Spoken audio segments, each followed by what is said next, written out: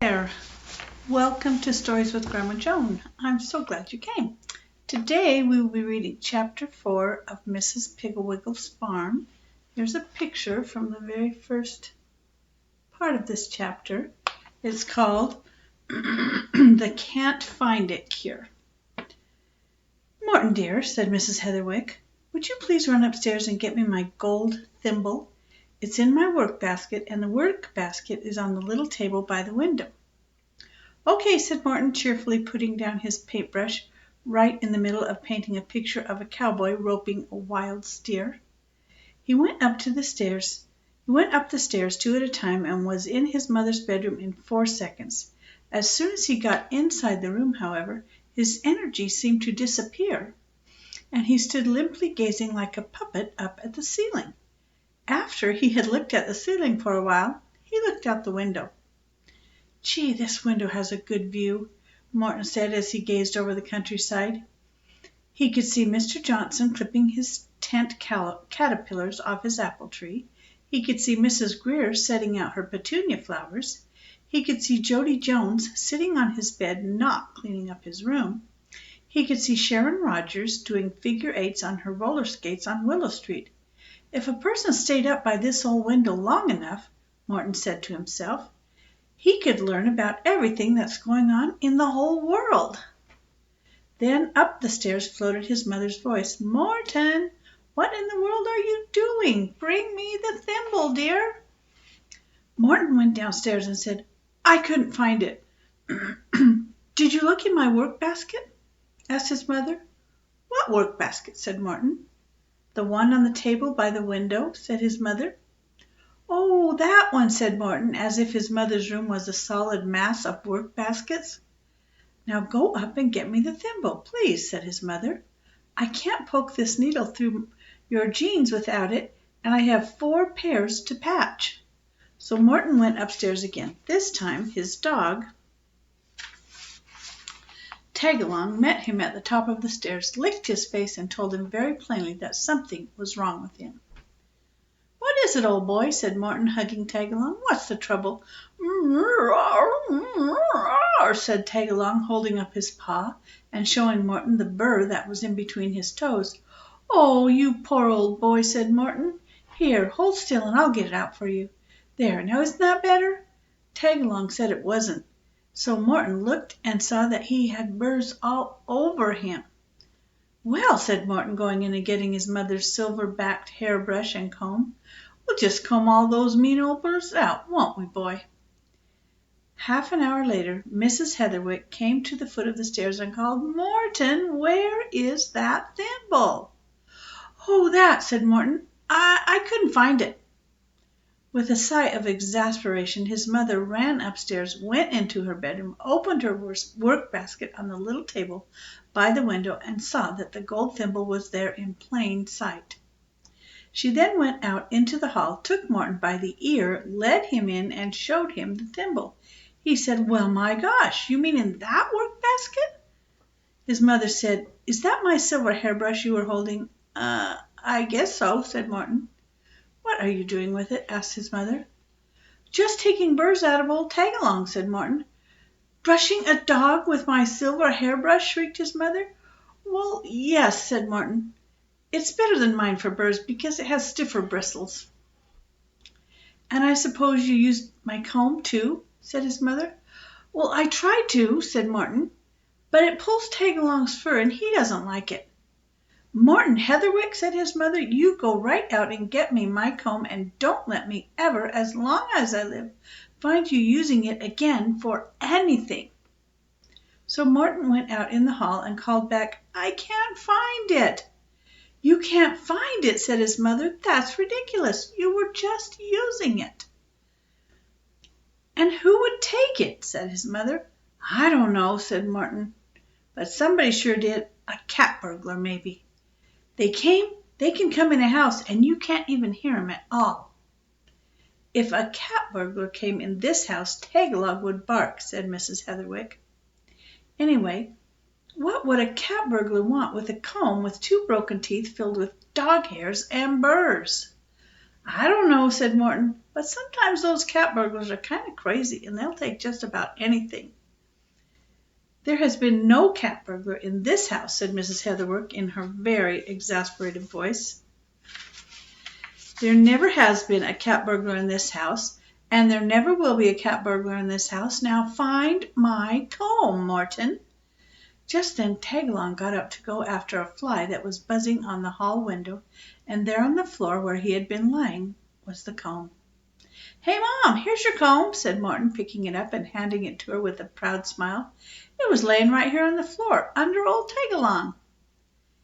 "It is lying," said his mother, "not laying.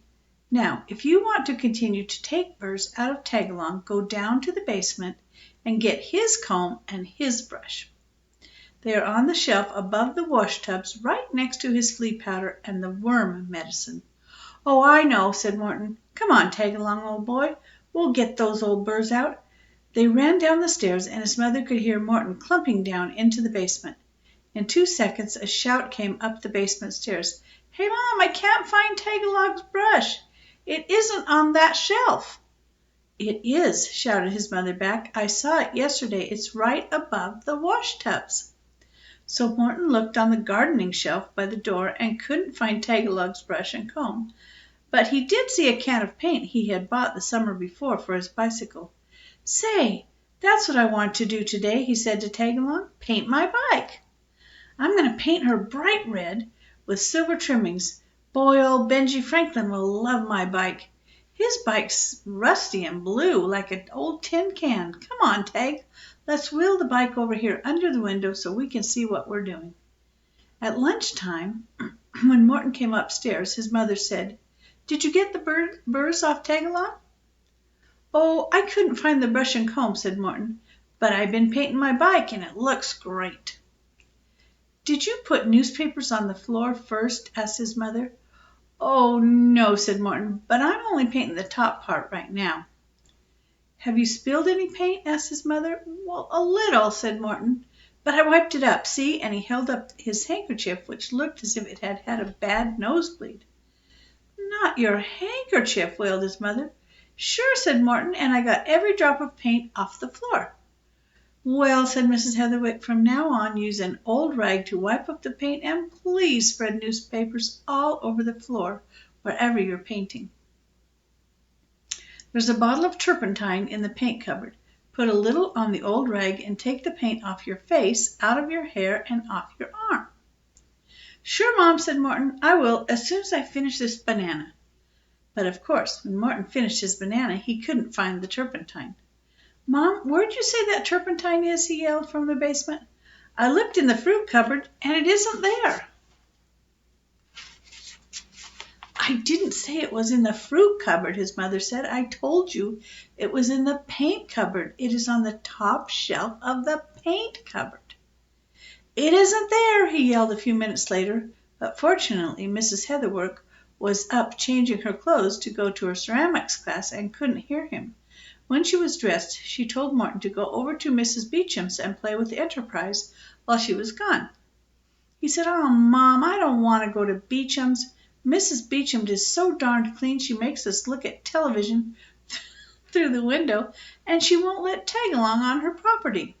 "Then why don't you ask Enterprise over here?" said Mrs. Heatherwick. "You could play croquet." "We can't play croquet," Morton said. "I can't find any of the balls." "They're in the garage," said his mother. "Oh, no, they aren't, Mom," Morton said. "I looked yesterday." So Mrs. Heatherwick said, "Well, why don't you and Enterprise make popcorn then? The electric popper is in the pan cupboard." "Oh, I love popcorn," said Morton. "That's a great idea, Mom. Bye. Have a good time." Mrs. Heatherwick went out to the garage and got in the car. As she backed out, she noticed the croquet balls in a neat row on Mr. Heatherwick's workbench. She sighed and wondered if Morton was starting to go blind. Mrs. Heatherwick usually loved her ceramics class. All of her very best friends attended, and they made so many lovely things. They made roses and ashtrays and vases and plates with roses on them, and bowls with roses on them. Even napkin rings, spoon holders, and matchboxes with roses on them. But today was to be the climax of the whole course. They were going to make just roses. Great big life-size roses not attached to anything, not to be used for anything but to be put around the house in artistic places. On the radio, for instance, or on the telephone table, or on the mantel, places like that. A real ceramic rose would be beautiful anywhere, Mrs. Heatherwick thought. She hummed a happy tune as she molded her rose. The telephone rang. It was Morton for her. He said, Mom, where's the popcorn? She said, in the cupboard with the cereals. She went back to her rose, which was beginning to look less and less like a mildewed cabbage. The telephone rang again. It was for Mrs. Heatherwick. Morton said, I can't find the popcorn, Mom. She said, it's right next to the shredded wheat and beside the sugar pops. You can't miss it, Morton. And she went back to her rose. The telephone rang again. It was Morton. He said, I can't find the popcorn popper, Mom. She said, I told you it was in the pan cupboard. It is on the top shelf at the back.